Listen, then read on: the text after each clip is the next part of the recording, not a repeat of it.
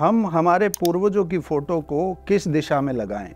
घर में लगाएं या नहीं लगाएं, या फिर उसे अपने घर के मंदिर में स्थापित करें? नमस्कार दर्शकों, मैं आचार्य अमित शर्मा इसी सवाल का आज आपको विस्तार से जवाब देने की कोशिश करूंगा।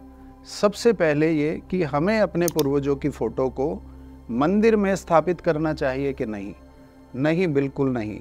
हमें अपने पूर्वजों की जो फ़ोटो है उसको उन्हीं के स्थान में रखना सबसे ज़्यादा सही रहता है। और पितरों का स्थान कौन सा है दोस्तों? वो है साउथ वेस्ट। जो ईशान कोण है, नॉर्थ ईस्ट का जो कोना होता है, वो मात्र देवताओं के लिए स्थगित है।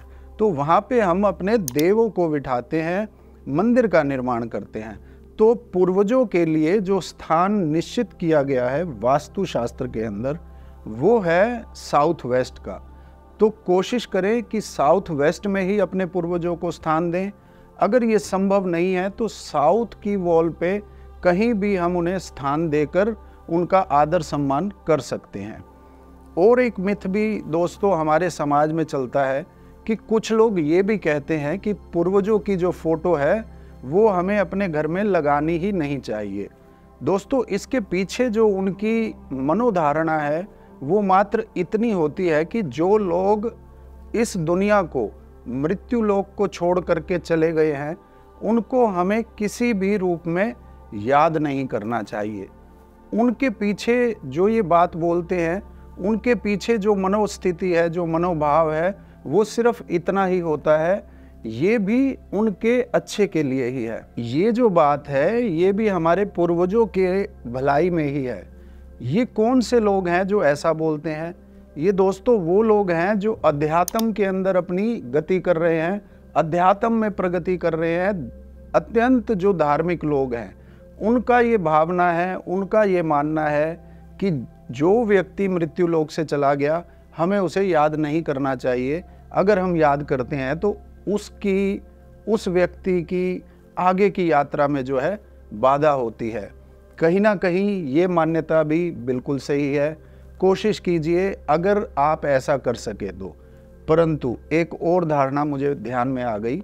कुछ लोग कहते हैं कि हमें अपने पितरों को स्थान देना चाहिए। मैंने देखा भी है, प्रांत में, गांव के इलाकों में अपने पूर्वजों को एक पूरा स्थान दिया जाता है। दोस्तों, कुछ लोगों का ये भी मानना है कि वो अपने जो पूर्वजों का स्थान है वो पूरा एक स्थान जो है अपने घर में या अपने खेत इत्यादि में बना करके रखें।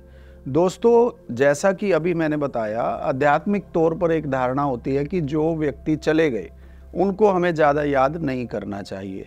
तो उसी धारणा को मानते हुए ये जो एक मान्यता है ये भी मैं सही नहीं मानता। हमें क्या करना चाहिए? अगर हम अपने पितरों से हार्टली अटैच हैं, हम उनका मान सम्मान करते हैं और वाकई में अगर हम उन्हें दिल से याद करते हैं तो हम उन्हें अपने घर में स्थान दें। और स्थान मैंने जैसा कि आपको पहले बताया, दक्षिण पश्चिम का कोना जो है वो पितरों के लिए ही है। वहाँ पर उन्हें दक्षिणी दीवार पर स्थान दें, किसी फ़ोटो के रूप में या किसी भी प्रकार से। और नित्य उनकी फ़ोटो को साफ भी करें। ऐसा तो बिल्कुल भी ना करें कि साल में एक बार जब श्राद्ध पक्ष आए तब उन्हें हम याद करें और उनकी फ़ोटो पे कपड़ा मारें। ये तो उल्टा एक पाप की लिस्ट में आ जाएगा। तो अगर हम उन्हें वहाँ पे स्थान देते हैं तो जिस तरह हम देवताओं का मान सम्मान करते हैं, उसी प्रकार हम अपने पितरों का भी मान सम्मान करें, उनकी पूजा करें, उनको जो है उसकी फ़ोटो को रोज़ नित्य रूप से साफ करें। चलते चलते एक और सवाल मेरे ही दिमाग में आ गया। हो सकता है हमारे किसी दर्शक के दिमाग में भी ये सवाल हो। श्राद्ध पक्ष चल रहा है, तो श्राद्ध पक्ष में हमारे पितरों को ज़्यादा से ज़्यादा लाभ प्राप्त हो, उसके लिए हम क्या करें? जैसे हमारे सबके घरों में जो हिंदू संस्कृति के अंदर है, श्राद्ध पक्ष में ब्राह्मणों को भोजन खिलाया जाता है। अभी मुझे याद आ गया कि अभी कुछ दिन पहले ही एक व्यक्ति कह रहे थे कि आचार्य जी, ब्राह्मणों को भोजन कराना ही क्यों ज़रूरी है? क्यों ना हम किसी गरीब को भोजन करा दिया करें? क्योंकि ब्राह्मण तो इस दिन 2 या 3 घरों में जा कर के भोजन पाते हैं और उनका पेट तो पहले से ही भरा होता है। देखो, एक जर्नल वे में ये बात सोचने में हमें ठीक लगती है, परंतु बिल्कुल नहीं, ऐसा बिल्कुल भी नहीं है। हमें सबसे पहला भोजन ब्राह्मण को और गाय को, इनको खिलाना चाहिए।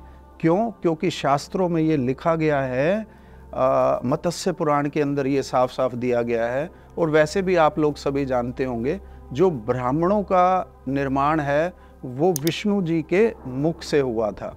तो जैसे ही ब्राह्मणों के मुख के अंदर ये भोजन जाएगा तो वो हमारे जो पितृ हैं, अब ये जरूरी भी नहीं है दोस्तों, हो सकता है ये सवाल भी आपके मन में आए कि वो पितृ अभी कहीं ना कहीं तो जन्म ले चुके होंगे।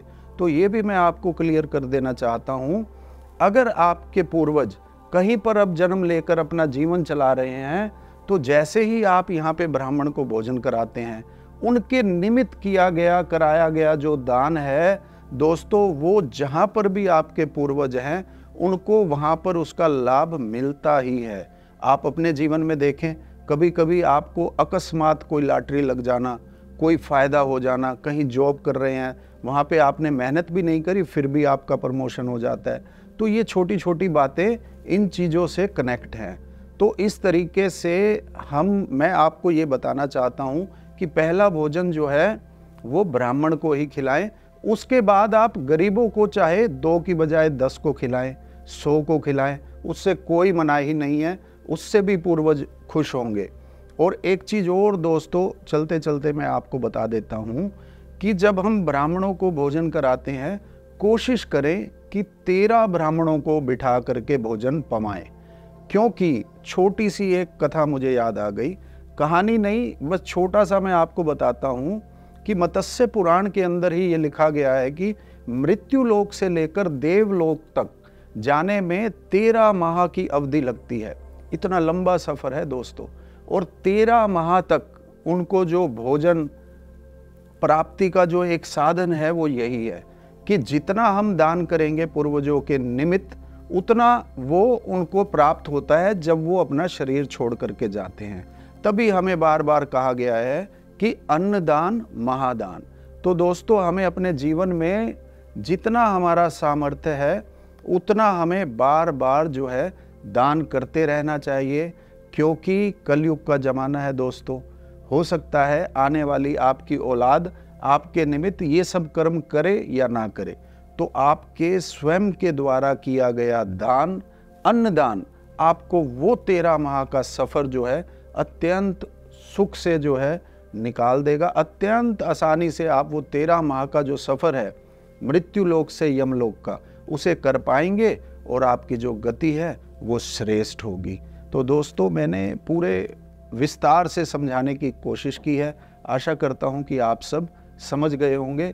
फिर से संक्षेप में बता देता हूँ कि वास्तुशास्त्र के अंदर साउथ वेस्ट या साउथ, इन 2 दिशाओं में हमारे पितरों को स्थान दिया गया है। तो नमस्कार दोस्तों, धन्यवाद।